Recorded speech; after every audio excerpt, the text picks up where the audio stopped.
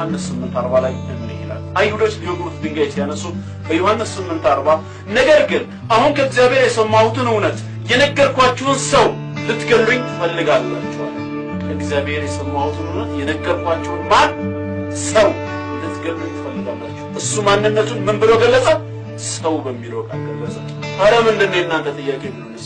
እግዚአብሔር ግን ስለራሱ ሲናገር ትንቢተ ሆሴዕ ምዕራፍ 11 ቁጥር 9 ሆሴዕ 11:9 ላይ እኔ አምላክ ነኝ እንጂ ሰው አይደለሁምና በመካከልህም ቅዱስ ነኝና የቁጣዬን መቅሰፍት አላደርግም፣ ኤፍሬምንም ማጠፋ ዘንድ አልመለስም፣ በመዓትም አልመጣም ይላል። አምላክ ነኝ እንጂ ምን አይደለሁም?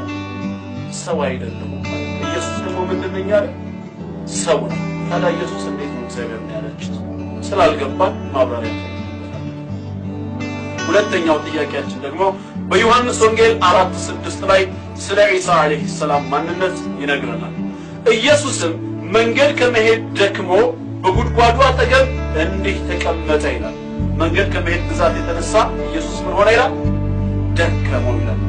በመድከሙ እናንተ ምን ትፈልጋላችሁ የሚሉን ከሆነ ደግሞ በትንቢተ ኢሳይያስ ምዕራፍ 40 ከ27 እስከ 28 እግዚአብሔር ስለራሱ ሲናገር ምን ይላል?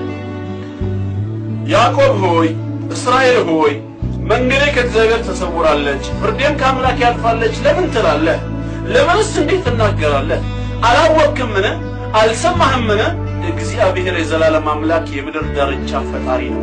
አይደክምም፣ አይታክትም፣ ማስተዋሉም አይመረመርም። ምን አይሆንም? አይደክምም፣ አይታክትም። ኢየሱስ መንገድ ከመሄድ ብዛት የተነሳ ደከመ።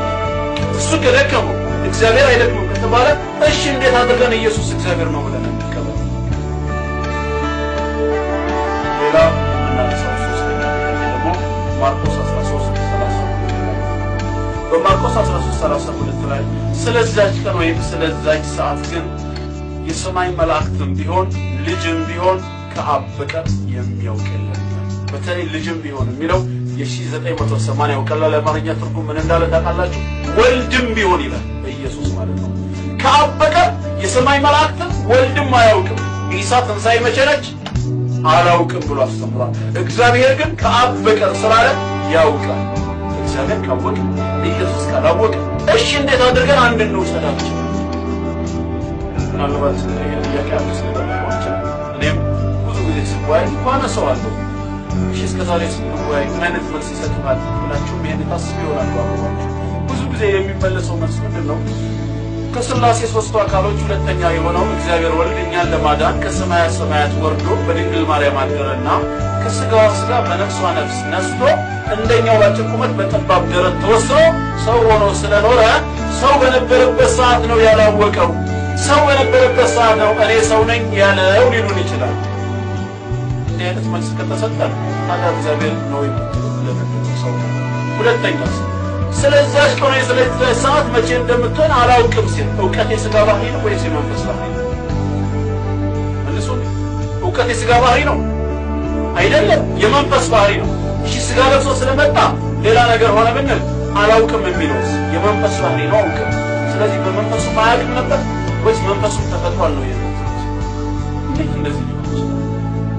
ያው ይሄንንም ብዙ አላበዛላችሁም።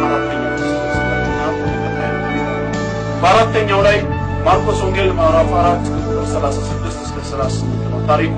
ከደቀ መዛሙርቱ ጋር በታንኳይቱ ውስጥ ገብቶ እየሄዱ እያለ እርሱም በስተኋላዋ ትራስ ተንተርሶ ተኝቶ ነበረ። ምን ሆኖ ነበር? ተኝቶ።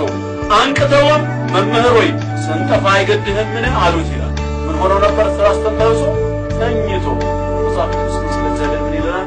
መዝሙር ምዕራፍ 119 በቅንፍ 120 ላይ ቁጥር 4 ማለት ነው። እነሆ እስራኤልን የሚጠብቅ አይተኛም አያንቅም።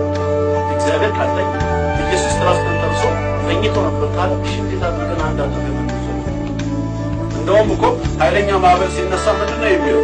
አንቅተውትም መምህር ስጠፋ አይገድህም ይላል። ማነው ከእንቅልፍ የቀሰቀሰው? ሐዋርያቶች። ምን ማለት ነው? ሻው ለኛ ጌታ ተኝቶ የጌታ ፍጡሮች ሕያው ነበሩና ማዕበል ሲነሳ አውቀው ቀሰቀሱት እንበል። አላሁ ላ ኢላሃ